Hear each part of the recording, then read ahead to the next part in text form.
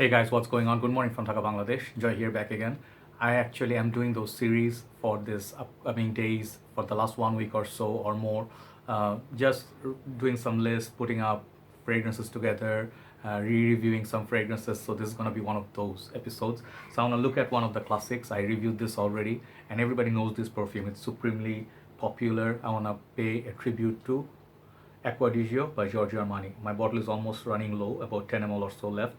I actually have very good memory with this. I'll tell you the story, and I'll tell you if the fragrance is it's a classic already, so there's nothing to prove. The fragrance already proved its worth. If you look at the numbers, the amount of sales this fragrance has, the price tag is still pretty expensive, and the flankers are doing so well. So it does tell a story already. So I don't have to say if it's successful or not, but I'll just tell you a little bit of like homage or like just pay tribute. Okay, so this fragrance. So first of all, Acqua Di Gio, the house is Giorgio Armani, and Armani has a lot of fragrances, and on in general, fragrances from House of Armani are a little bit more pricey than the others. You noticed it.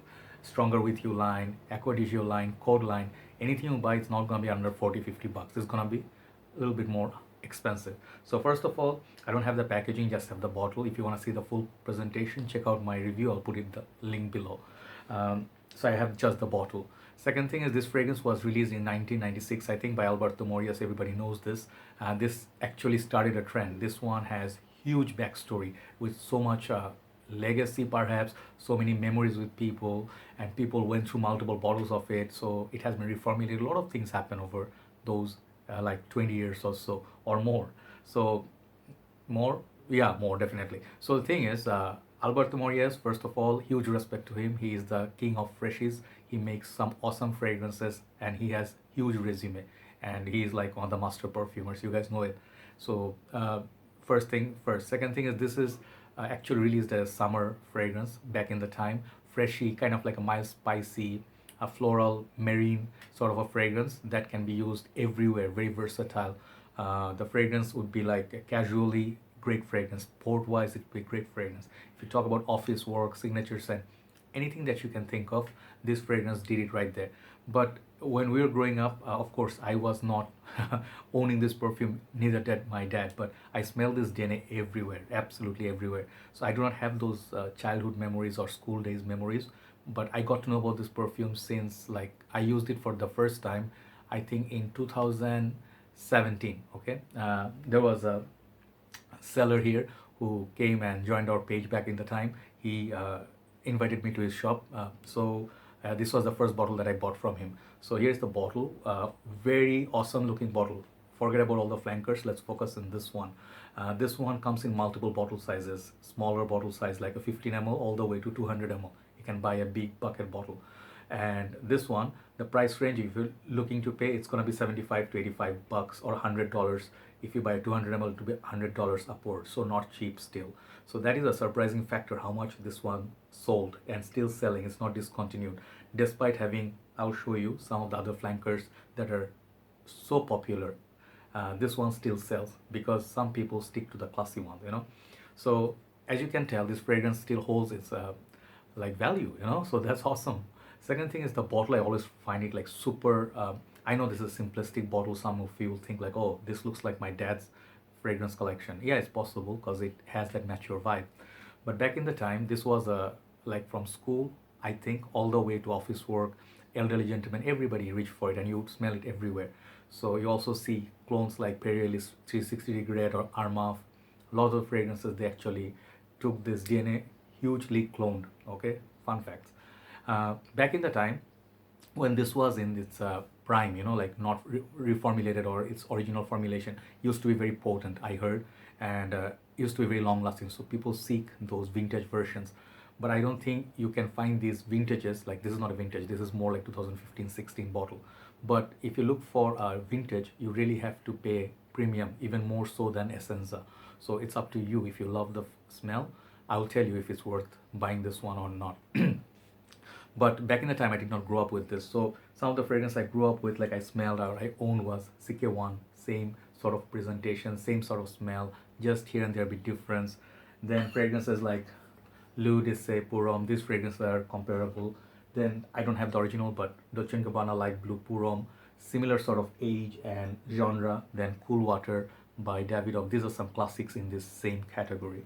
So these are the fragrances I did try back in the time, but Acqua Di Gio I did not try, and it's very expensive. As a student I cannot afford it obviously, but when I got to smell it, that my experience, first thing was when I sprayed it, I mean, first of all, I love the bottle. It's just timeless classic. If you have it in your shelf, you look at it, it will look prettier than your other bottles still if you actually grew up with it. So the cap, it's like these are a lot of fakes as well. I'm sorry I'm all over the place, but be careful where you buy it from. Do not buy it for very cheap, because a lot of fakes on this perfume. So here is the frosted glass. I think this looks really awesome. I really wanted this for the bottle, and the smell actually also.